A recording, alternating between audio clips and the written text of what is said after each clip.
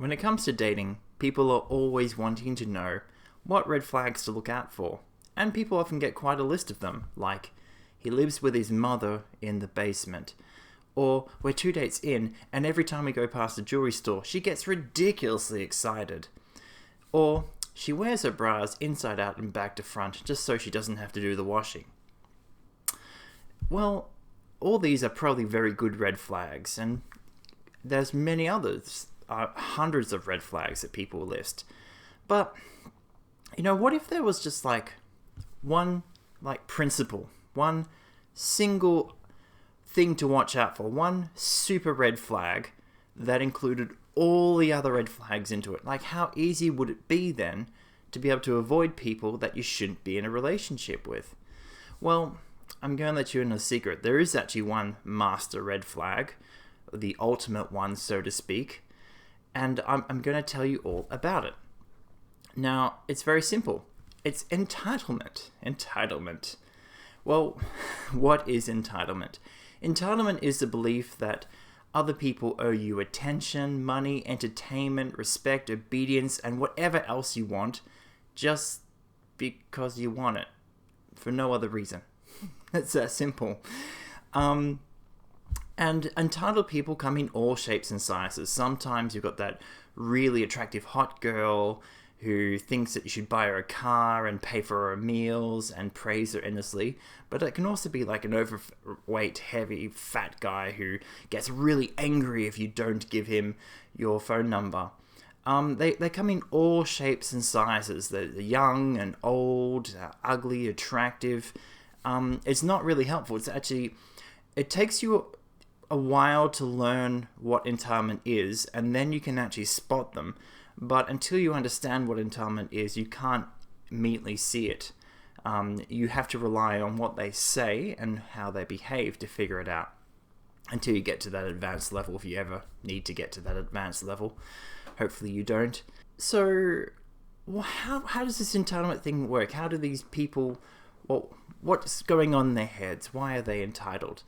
Well, people with entitlement have strong emotional attachments to getting certain things in life. And that they could be things like money, it could be attention, popularity, a big house, a nice car, a trophy spouse. These are all the kind of things that a lot of people, it's actually pretty common. A lot of people get these strong emotional attachments, like, I must have this. If I don't have this one thing, or these things that I want, if I don't have them, I can't be happy. And that is the problem. Now, you might be thinking, oh, but isn't that really ambitious? Aren't they very ambitious, go-getting kind of people? Because they've got a clear idea of what they want from life, and they're pursuing that. Well, it might seem like that on the surface, but it's a bit more going on there. Now, in Buddhism, this strong emotional attachment to getting a particular thing in life is actually referred to as the root of all suffering. This wanting for these material things. And the reason why it causes suffering is that when you want these things, if you have a plan to get these things in life, that becomes your standard of what you will accept in life. And what that means is that if, just say you want a really nice house or a really expensive car, you can't be happy with anything less. If you have a small house or a cheap car or a girlfriend who's a 5 or a 6 instead of a 9 or a 10, like you'd want, then you can't be happy. You can earn, and when you actually do get those, if you ever get those things, so just say you do get a big house and you get an expensive car and a model for a girlfriend or a boyfriend, whatever, you're still not actually happy, because what you've done is you've only just reached your standard, your bare minimum of what you would accept. And you've already at the ceiling, though. You can't get higher than that. You can't get higher than the best. And so what that means is that you've set yourself up to never be happy. At best, you can be neutral. You can remove the negative things, not having a good enough car, not having a good enough house or good enough partner, and replace it with just good enough. And that is a very painful state to live in. Imagine never being happy, you're never satisfied, never getting what you want. And that's what it is to be entitled. And sadly, a lot of people watching this probably don't even need to imagine that much, because they do have these entitlements and they don't realize that they're the source of much of their suffering and pain in their life. Happiness, by contrast, comes when you exceed your expectations. So, just say you only want to get a car that works, and then by chance you get a really expensive car that just lands in your lap. Someone was giving it away, I don't know, work or something like that. You got a car that you didn't expect to have. It was way better than anything you'd ever hoped for.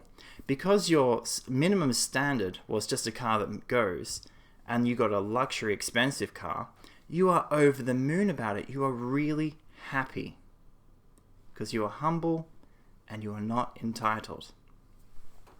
While entitled people are never happy, and they take this out on other people. They get very spiteful. If you are successful, then the entitled person might take revenge on you. They might try to hurt you, put you down, disparage you, because they feel this indignity that they aren't getting what they feel they deserve while someone else is getting it. Of course, they don't realize that they're actually putting themselves in this position of suffering by being so emotionally attached to getting these things that they feel they deserve. And that's, as you can see, that is going to be a serious problem in a relationship, because you don't want to be in a relationship with someone who is jealous of your success, who's constantly putting you down, and who will be angry if you actually succeed.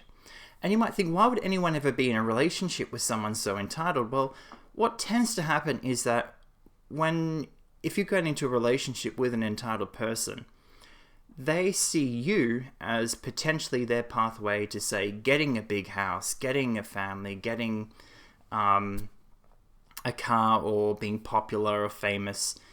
They see you as the vehicle to get what they want, and so for a moment they feel happy because they can see themselves moving towards the goals that they're so attached to. And because they can see themselves moving towards there, they've got some relief from the anxiety, and they can actually be generous for a time. When it becomes clear that you cannot meet their impossible standards, which might be 1 month, 2 months, 6 months into the relationship, they'll start to cool off on you. They'll start to lose interest, and they might start to take it out on you, because what they tend to do is they tend to externalize. And I did another video about who controls your emotions. I'll put a link at the end of this video. And they externalize their problems as saying that you are the one responsible for them not being happy, and so they will start to punish you.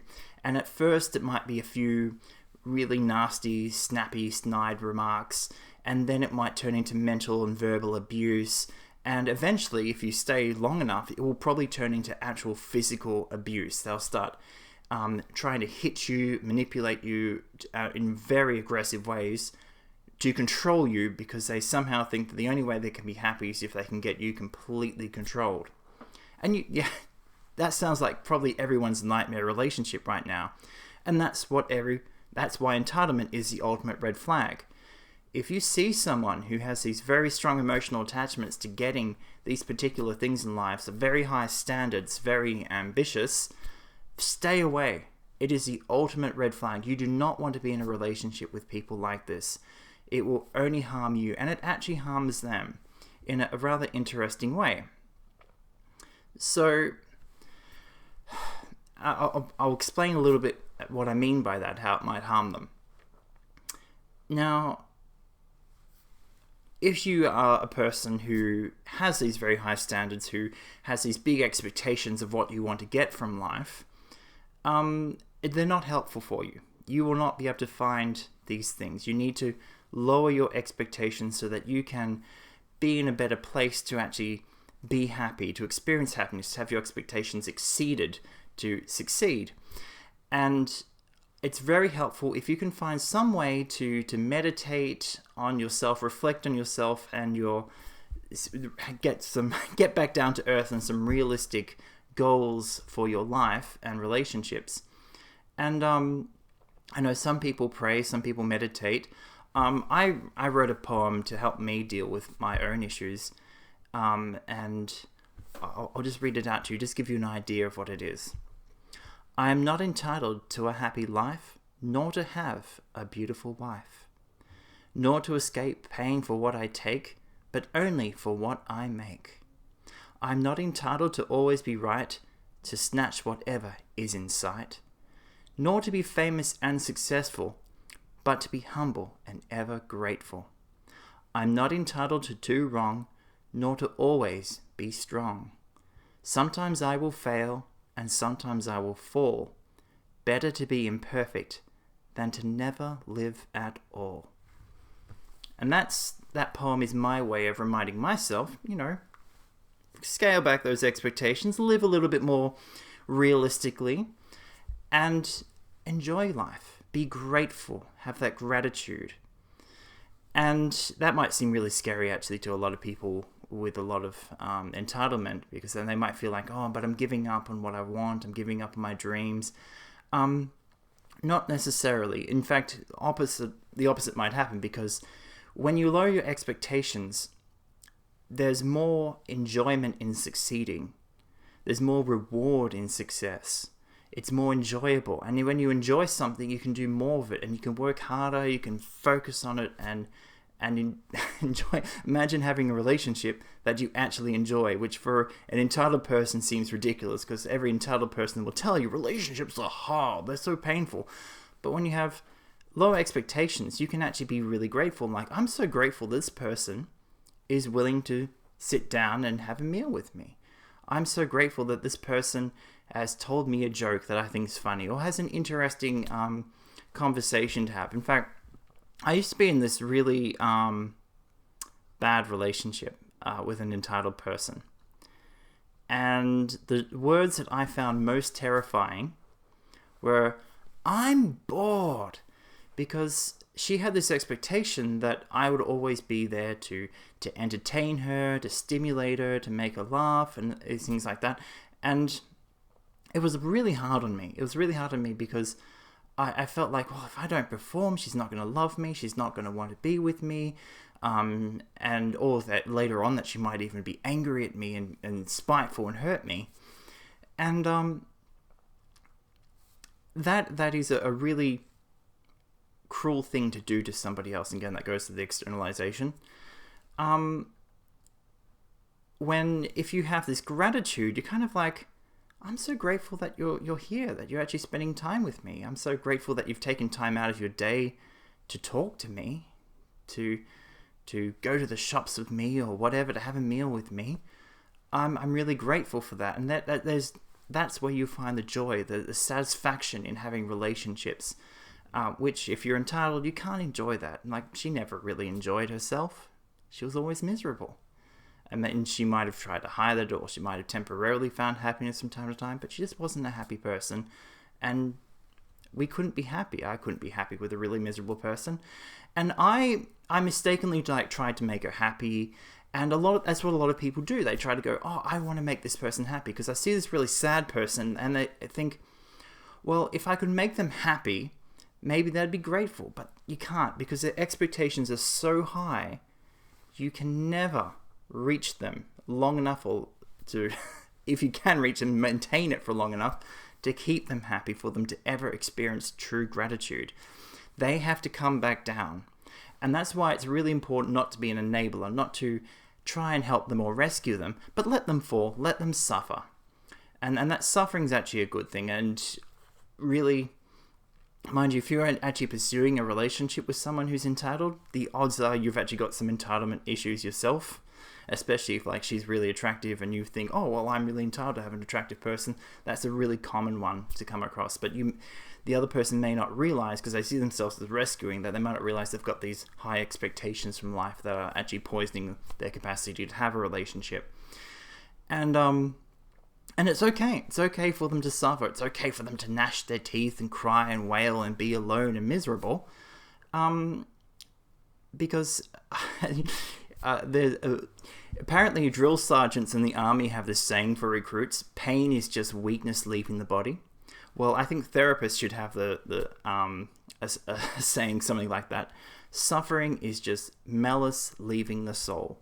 And that's what it is. That's what it is. When these people are suffering, it's a lesson.